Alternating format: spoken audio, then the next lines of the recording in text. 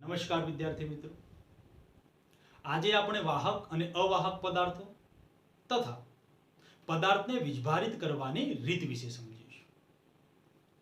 આપણને કોઈ એમ કે આપેલો પદાર્થ વીજભારની દ્રષ્ટિએ તટસ્થ છે, એનો મતલબ એ નથી કે આપેલા પદાર્થ પાસે કોઈ પણ પ્રકારનો ચાર્જ પાર્ટિકલ નથી.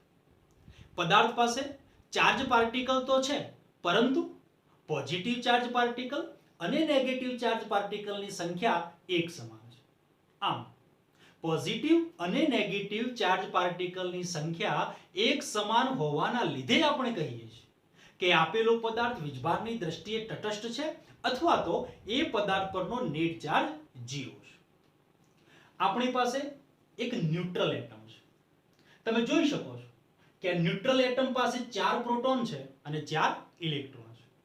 હવે કોઈ એક ઇલેક્ટ્રોન કે જેની પાસે પોતાની એનર્જી છે અને આ ઇલેક્ટ્રોન એની પોતાની એનર્જીના લીધે ન્યુક્લિયસની આસપાસ ભ્રમણ કરે છે, પરંતુ રૂમ ટેમ્પરેચરે આ ઇલેક્ટ્રોનને કંઈક ઉર્જા મળે છે અને રૂમ ટેમ્પરેચરે ઇલેક્ટ્રોનને ઉર્જા મળવાના લીધે ઇલેક્ટ્રોનની ઉર્જામાં વધારો થાય છે, જેના લીધે ઇલેક્ટ્રોનની ગતિ ઉર્જા વધે છે.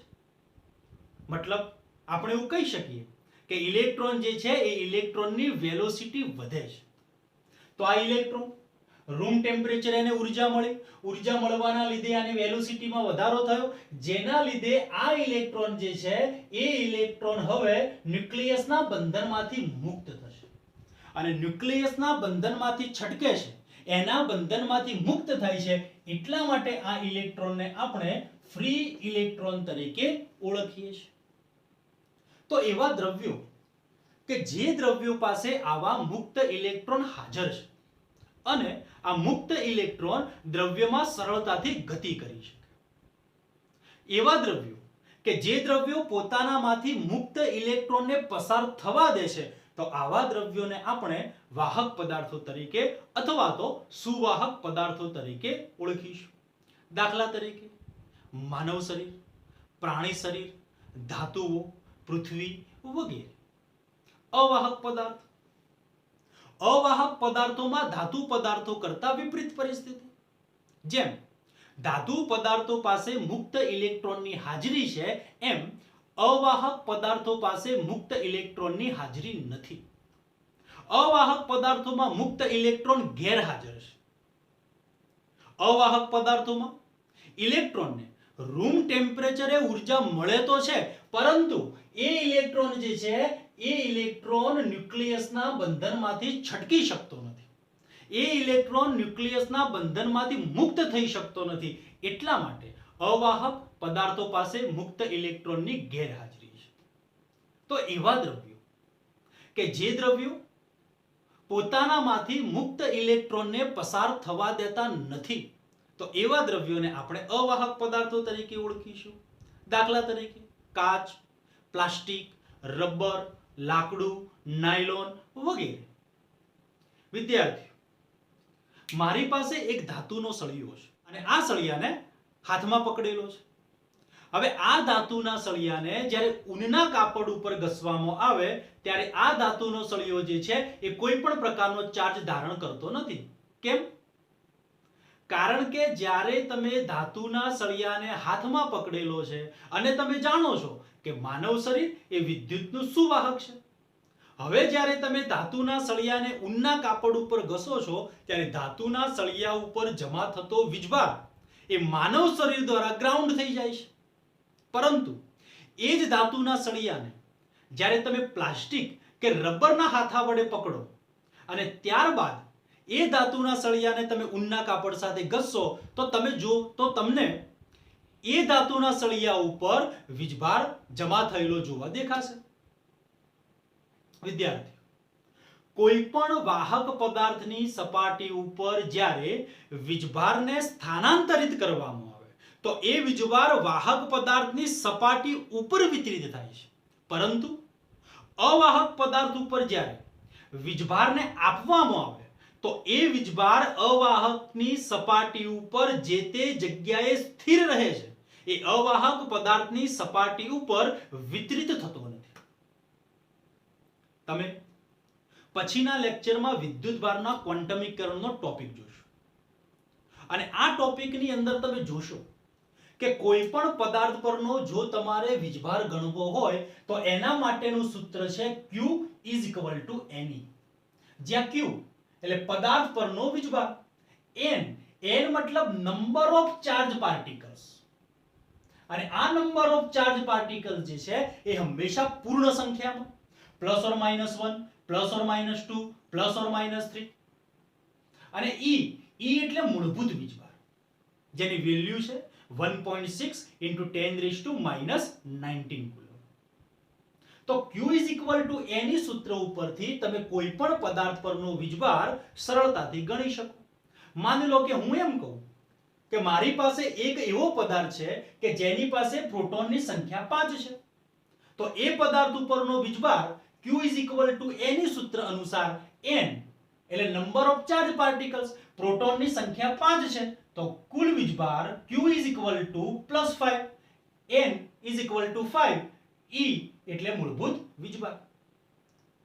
હવે હું એમ કહું કે મારી પાસે રહેલા પદાર્થમાં 3 ઇલેક્ટ્રોન છે, તો એ પદાર્થ ઉપરનો વીજભાર કેટલો? તો ફરી Q = Ne સૂત્ર અનુસાર, Q = Ne સૂત્ર અનુસાર n number of charge particle, કેટલા ઇલેક્ટ્રોન છે? 3 ઇલેક્ટ્રોન છે, તો વીજભાર Q = -3. પદાર્થને વીજભારિત કરવાની 3 રીતો: ઘર્ષણની રીત, સંપર્કની રીત અને પ્રેરણની રીત. આમાં ઘર્ષણની રીત વિશે તમે ફર્સ્ટ લેક્ચરની અંદર ભણી ગયા છો. બીજી રીત સંપર્કની રીત. ધારો કે મારી પાસે ધાતુના બે ગોળાઓ છે, ગોળો A અને ગોળો B. આ બંને ગોળાઓ સમાન કદના છે, મતલબ કે બંને ગોળાઓની ત્રિજ્યા એક સરખી છે. ગોળો A કે જેની પાસે 14 પ્રોટોન છે અને 8 ઇલેક્ટ્રોન છે, તો 8 પ્રોટોન અને 8 ઇલેક્ટ્રોન એકબીજાની અસરને નાબૂદ કરશે.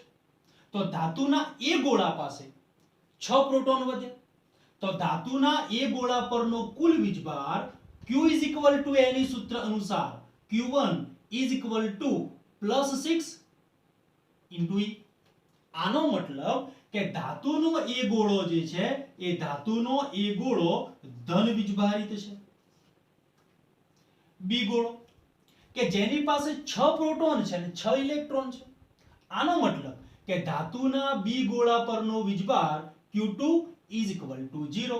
આનો મતલબ કે B ગોળો જે છે એ B ગોળો વીજભાર રહિત છે, એની ઉપર કોઈ પણ પ્રકારનો ચાર્જ નથી.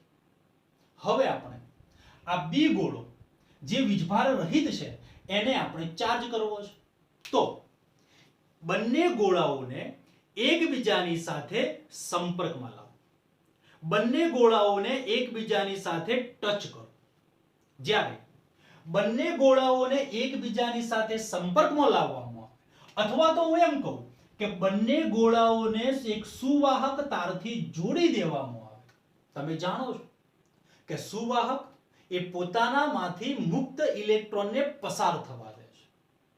તો જ્યારે બંને ગોળાઓને સુવાહક તારથી જોડવામાં આવે ત્યારે ગોળા B ઉપરથી કેટલાક ઇલેક્ટ્રોન એ ગોળા ઉપર આવવાની શરૂઆત થાય છે,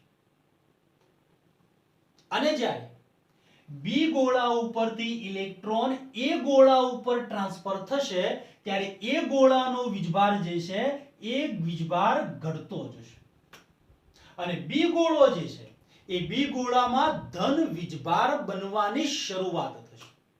જેમ કે માની લો કે B ગોળા ઉપરથી એક ઇલેક્ટ્રોન ટ્રાન્સફર પામી અને એ ગોળા ઉપર આવે. જો પ્લસ અને માઈનસ એકબીજાની અસરને નાબૂદ કરે, તો સંપર્ક પહેલા ગોળા A ઉપરનો વીજભાર હતો 6e. હવે એક ઇલેક્ટ્રોન B ઉપરથી એ ગોળા ઉપર જ્યારે આવ્યો ત્યારે જોઈ લો એ ગોળા ઉપરનો વીજભાર 5e. મતલબ જ્યારે ઇલેક્ટ્રોન ટ્રાન્સફર થશે ત્યારે એ ગોળાનો ધન વીજભાર ઘટશે. માની લો કે એક બીજો ઇલેક્ટ્રોન ટ્રાન્સફર પામે, અને એ ઇલેક્ટ્રોન જ્યારે એ ગોળા ઉપર ટ્રાન્સફર પામે ત્યારે પ્લસ અને માઈનસ એકબીજાની અસરને નાબૂદ કરે, 4e. હજુ વીજભાર ઘટ્યો. આમ જેમ જેમ બી ગોળા ઉપરથી ઇલેક્ટ્રોન એ ગોળા ઉપર ટ્રાન્સફર થતો જશે એમ એ ગોળાનો ધન વીજભાર ઘટતો જશે અને બી ગોળો જે છે એના ઉપર ધન વીજભાર જમા થતો જશે. પણ હવે પ્રશ્ન એ છે કે બી ગોળો જે છે એ બી ગોળાના બધા જ ઇલેક્ટ્રોન એ ગોળા ઉપર ટ્રાન્સફર પામે તો ના, બધા જ ઇલેક્ટ્રોન ટ્રાન્સફર ન પામે. પરંતુ જ્યારે બંને ગોળાઓને એકબીજાની સાથે સંપર્ક કરાવવામાં આવે ત્યારે બંને ગોળા ઉપરનો વીજભાર એક સમાન ન થાય અથવા તો બંને ગોળાના સ્થિતિમાન એક સરખા ન થાય ત્યાં સુધી જ ઇલેક્ટ્રોન ટ્રાન્સફર પામે. અને જ્યારે બંને ગોળાના વીજભાર એક સમાન થઈ જશે ત્યારે ઇલેક્ટ્રોન ટ્રાન્સફરની આ પ્રક્રિયા નહીં થાય. જુઓ, હજુ માની લો કે એક ત્રીજો ઇલેક્ટ્રોન બી ગોળા ઉપરથી એ ગોળા ઉપર ટ્રાન્સફર પામે છે. પ્લસ માઇનસ એકબીજાની અસરને નાબૂદ કરશે. એ ગોળા ઉપરનો વીજભાર +3e, બી ગોળા ઉપર જુઓ પ્લસ માઇનસ એકબીજાની અસરને નાબૂદ કરે. એ જ પ્રમાણે પ્લસ માઇનસ, એ જ પ્રમાણે પ્લસ માઇનસ. તો હવે બી ગોળા ઉપર કેટલો વીજભાર થયો? બી ગોળા ઉપર પણ +3. આનો મતલબ હવે બી ગોળા ઉપરથી એક પણ ઇલેક્ટ્રોન એ ગોળા ઉપર ટ્રાન્સફર નહીં. ત્યારબાદ બંને ગોળા વચ્ચેનો ભૌતિક સંપર્ક દૂર કરી બંને ગોળાઓને છૂટા પાડી દો. અને જ્યારે તમે બંને ગોળાઓને છૂટા પાડશો ત્યારે બંને ગોળા ઉપર એક સમાન વીજભાર વિતરિત થયેલો હશે. ગોળો A કે જે 3 પ્રોટોન ધરાવે છે, મતલબ એ ગોળા ઉપરનો વીજભાર 3e, અને ગોળો B કે જે ગોળો પહેલા વીજભાર રહિત હતો, સંપર્ક બાદ એ ગોળા ઉપરનો વીજભાર પણ +3e. આમ કોઈ પણ બે સમાન કદના ગોળાઓને જ્યારે એકબીજાની સાથે ભૌતિક સંપર્ક કરાવવામાં આવે, એમની વચ્ચે કોન્ટેક્ટ કરવામાં આવે ત્યારે બંને ગોળા ઉપરનો વીજભાર એક સમાન રીતે વહેંચાઈ જાય છે. આમ સંપર્ક બાદ બંને ગોળા પરનો વીજભાર Q1' is equal to Q2' is equal to Q1 plus Q2/2 is equal to Q1 સંપર્ક પહેલાનો વીજભાર 6e વત્તા Q2 સંપર્ક પહેલાનો વીજભાર 0/2 is equal to +3. આમ બંને ધાતુના ગોળા પર સંપર્ક બાદ +3e જેટલો વીજભાર વિતરિત થાય છે. ફોર એક્ઝામ્પલ, મારી પાસે એક ગોળો છે જેના પરનો વીજભાર 8e અને બીજો એક ગોળો કે જેના પરનો વીજભાર છે 2e. બંને ગોળા સમાન કદના છે. બંને ગોળા વચ્ચે જ્યારે સંપર્ક કરાવી અને બંને ગોળાઓને જ્યારે છૂટા પાડવામાં આવે ત્યારે બંને ગોળા પરનો વીજભાર Q1' is equal to Q2' is equal to Q1 plus Q2/2 is equal to 8e plus 2e/2 is equal to +5e. બંને ગોળા ઉપર +5e જેટલો વીજભાર જમા થશે. એક બીજું ઉદાહરણ જોઈએ. માની લો કે એક ગોળો છે જેના ઉપર -6e જેટલો વીજભાર છે અને બીજો ગોળો જેના ઉપર +4e જેટલો વીજભાર છે. આ બંને ગોળાઓને એકબીજા સાથે સંપર્ક કરાવી અને છૂટા પાડવામાં આવે તો બંને ગોળા પરનો વીજભાર Q1' is equal to Q2' is equal to Q1 plus Q2/2 is equal to પહેલા ગોળા પરનો વીજભાર -6e પ્લસ બીજા ગોળા પરનો વીજભાર 4e/2 -2e/2 is equal to -e. આમ બંને ગોળા ઉપર -1e જેટલો વીજભાર જમા થશે. ત્રીજું ઉદાહરણ જોઈ લઈએ. માની લો કે એક ગોળા ઉપરનો વીજભાર -4e, બીજા ગોળા ઉપરનો વીજભાર -2e. બંને ગોળાઓને સંપર્ક કરાવી અને છૂટા પાડવામાં આવે તો બંને ગોળા પરનો વીજભાર Q1' is equal to Q2' is equal to -4e વત્તા -2e/2 is equal to -6e/2 is equal to -3e। આમ સમાન કદના બે ગોળાઓ જ્યારે એકબીજાની સાથે ભૌતિક સંપર્ક કરાવી અને છૂટા પાડવામાં આવે ત્યારે બંને ગોળાઓ ઉપર હંમેશા એક સમાન વીજભાર જમા થાય છે।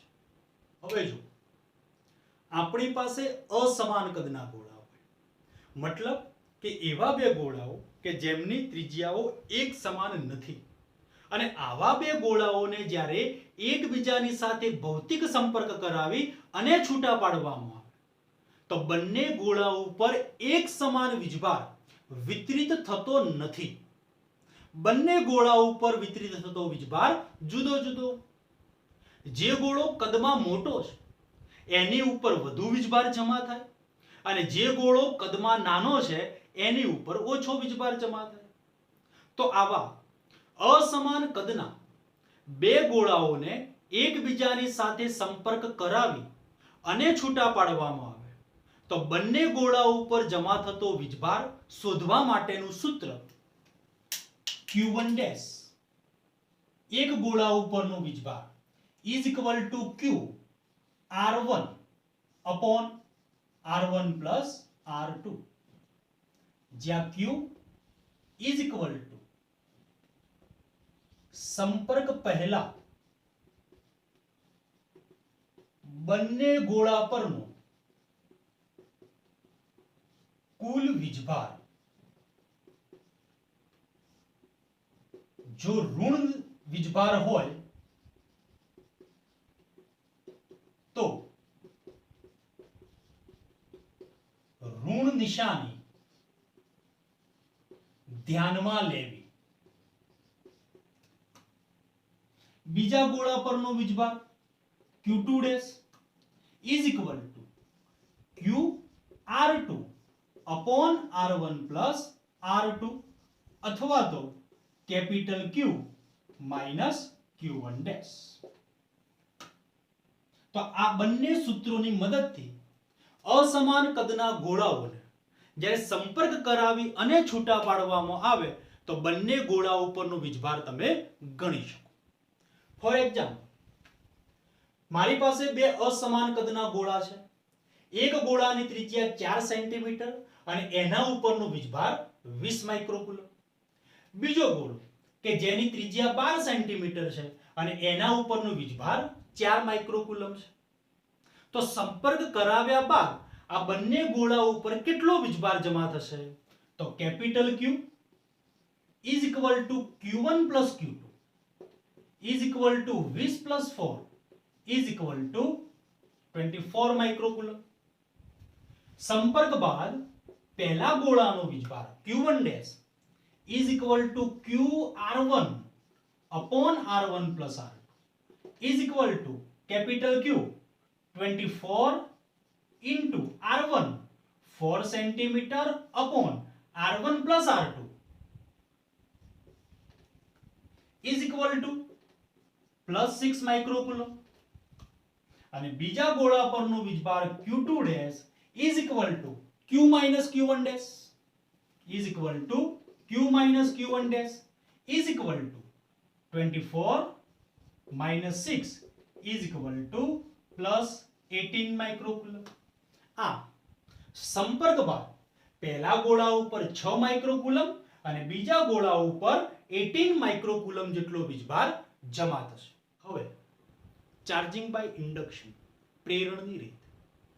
આકૃતિમાં તમે જોઈ શકો છો કે આપણી પાસે વીજભાર રહિત એક ગોળો છે અને આ વીજભાર રહિત ગોળાને ઇન્ડક્શન મેથડ દ્વારા આપણે વીજભારિત કરવો છે। તો એના માટે પ્લાસ્ટિકના એક સળિયાને વૂલ કે પછી ફર સાથે ઘસવામાં આવે। જ્યારે પ્લાસ્ટિકના સળિયાને વૂલ સાથે ઘસવામાં આવે ત્યારે પ્લાસ્ટિકનો સળિયો જે છે એ પ્લાસ્ટિકનો સળિયો ઋણ વીજભારિત બને છે। આમ ઋણ વીજભારિત થયેલા પ્લાસ્ટિકના સળિયાને જ્યારે વીજભાર રહિત ગોળાની નજીક લઈ જવામાં આવે, યાદ રાખો કે ઋણ વીજભારિત પ્લાસ્ટિકના સળિયાને ગોળાની નજીક લઈ જવાનો છે, એની ગોળાની સાથે કોન્ટેક્ટ કરાવવાનો નથી। તો જ્યારે ઋણ વીજભારિત પ્લાસ્ટિકના સળિયાને વીજભાર રહિત ગોળાની નજીક લઈ જવામાં આવે ત્યારે ઋણ વીજભારિત પ્લાસ્ટિકના સળિયા વડે ગોળામાં રહેલા મુક્ત ઇલેક્ટ્રોન ઉપર અપાકર્ષી પ્રકારનું બળ લાગે, જેના લીધે ગોળામાં રહેલા મુક્ત ઇલેક્ટ્રોન જે છે એ મુક્ત ઇલેક્ટ્રોન સળિયાથી દૂરની સપાટી ઉપર જમા થાય, જેના લીધે સળિયાથી નજીકની સપાટી ઉપર ધન વીજભાર ખુલ્લો પડે છે. જેમ જેમ સળિયાથી દૂરની સપાટી ઉપર ઋણ વીજભાર જમા થતો જશે એમ એમ સળિયાથી નજીકની સપાટી ઉપર ધન વીજભાર ખુલ્લો પડતો જશે. હવે જ્યારે સળિયાથી દૂરની સપાટી ઉપર ઋણ વીજભાર પ્રેરિત થયેલો છે ત્યારે કોઈ પણ નવા ઇલેક્ટ્રોન સળિયાના લીધે લાગતા અપાકર્ષી બળના લીધે દૂરની સપાટી ઉપર જવું હોય તો દૂરની સપાટી ઉપર જમા થયેલા ઇલેક્ટ્રોન પણ આ નવા ઇલેક્ટ્રોન ઉપર અપાકર્ષી પ્રકારનું બળ લગાડે છે. જો સળિયા વડે આ ઇલેક્ટ્રોન ઉપર લાગતું અપાકર્ષી બળ પ્રેરિત થયેલા ઇલેક્ટ્રોન વડે લાગતા અપાકર્ષી બળ કરતા વધુ હશે તો જ આ ઇલેક્ટ્રોન સળિયાથી દૂરની સપાટી ઉપર જઈ શકશે. પરંતુ જ્યારે સળિયા વડે લાગતું અપાકર્ષી બળ અને દૂરની સપાટી ઉપર પ્રેરિત થયેલ ઇલેક્ટ્રોન વડે લાગતું અપાકર્ષી બળ સમાન મૂલ્યના થશે, મતલબ કે પરિણામી બળ જ્યારે 0 થશે ત્યારે કોઈ પણ ઇલેક્ટ્રોન સળિયાથી દૂરની સપાટી ઉપર જઈ શકશે નહીં. આ આકૃતિને આપણે આ રીતે પણ બતાવી શકીએ કે ઋણ વીજભારિત પ્લાસ્ટિકના સળિયાને જ્યારે વીજભાર રહિત ગોળાની નજીક લાવવામાં આવે ત્યારે દૂરની સપાટી ઉપર ઋણ વીજભાર પ્રેરિત થાય છે અને નજીકની સપાટી ઉપર ધન વીજભાર ખુલ્લો પડે છે. આકૃતિમાં તમે જોઈ શકો છો કે ગોળાની એક બાજુ ઋણ વીજભાર અને ગોળાની બીજી બાજુ ધન વીજભાર. મિત્રો, આ જ ઘટનાને પોલેરાઇઝેશન ઓફ ચાર્જીસ મતલબ કે વિદ્યુત ભારનું ધ્રુવીકરણ કહેવાય. અને વિદ્યુત ભારનું ધ્રુવીકરણ એટલે જ ઇન્ડક્શન. હવે તમે જાણો છો કે કોઈ પણ સુવાહક પદાર્થ એ પોતાનામાંથી મુક્ત ઇલેક્ટ્રોનને સરળતાથી પસાર થવા દે છે. તો જ્યારે ગોળાની સાથે એક સુવાહક તારને જોડી દેવામાં આવે ત્યારે ગોળાની દૂરની સપાટી ઉપર જમા થયેલો ઇલેક્ટ્રોન જે છે સુવાહક તાર મારફતે જમીનમાં ઉતરી જાય છે, કારણ કે જમીન એ વિદ્યુતની સુવાહક છે. ત્યારબાદ ફિગર ડી પ્રમાણે ગોળાનું જમીન સાથેનું જોડાણ કાપી દેવામાં આવે, એટલે કે સુવાહક તાર જે છે એ સુવાહક તારને દૂર કરી દેવામાં આવે. સુવાહક તારને દૂર કરવા છતાં પણ ગોળાની સપાટી ઉપર રહેલા ધન વીજભારમાં કોઈ પણ પ્રકારનો ફેરફાર થતો નથી. ત્યારબાદ જો આ ઋણ વીજભારિત એવા પ્લાસ્ટિકના સળિયાને દૂર કરી દેવામાં આવે તો ગોળાની સપાટી ઉપર ધન વીજભાર જે છે એ ધન વીજભાર સમાન રીતે વિતરિત થાય છે. તો આમ ઇન્ડક્શન મેથડ દ્વારા વીજભાર રહિત એવા એક ગોળાને આપણે વીજભારિત કરી શકીએ છીએ. પ્રેરણની રીત દ્વારા બે ધાતુના ગોળાઓને કઈ રીતે વીજભારિત કરી શકાય છે તે વિશે જાણીએ. આકૃતિમાં ધાતુના બે ગોળાઓ A અને B દર્શાવેલા છે. હવે ધન વીજભારિત એવા કાચના સળિયાને એ ગોળાની નજીક લઈ જતા બંને ગોળાઓમાંના મુક્ત ઇલેક્ટ્રોન જે છે એ મુક્ત ઇલેક્ટ્રોન સળિયાથી નજીકની સપાટી ઉપર પ્રેરિત થશે, જ્યારે સળિયાથી દૂરની સપાટી ઉપર ધન વીજભાર જે છે એ ધન વીજભાર ખુલ્લો પડશે. ત્યારબાદ ધન વીજભારિત એવા કાચના સળિયાને એમને એમ રાખી અને બંને ગોળાઓને થોડાક પ્રમાણમાં દૂર કરો. બંને ગોળાઓ ઉપર વિજાતીય વીજભાર જમા થયેલો દેખાય છે અને બંને વીજભારો એકબીજાને પોતાની તરફ આકર્ષે છે. ત્યારબાદ ગ્લાસના સળિયાને દૂર કરો ત્યારે બંને ગોળાઓની અંદર વીજભાર જે છે એ વીજભાર પુનઃ ગોઠવણી પામે છે અને ત્યારબાદ બંને ગોળાઓને વધુ પ્રમાણમાં જ્યારે તમે દૂર કરશો ત્યારે બંને ગોળાઓ ઉપર વીજભાર જે છે એ વીજભાર નિયમિત રીતે વિતરિત થયેલો દેખાશે. તો આમ પ્રેરણની રીત દ્વારા વીજભાર રહિત એવા બે ધાતુના ગોળાઓને વીજભારિત કરી શકાય.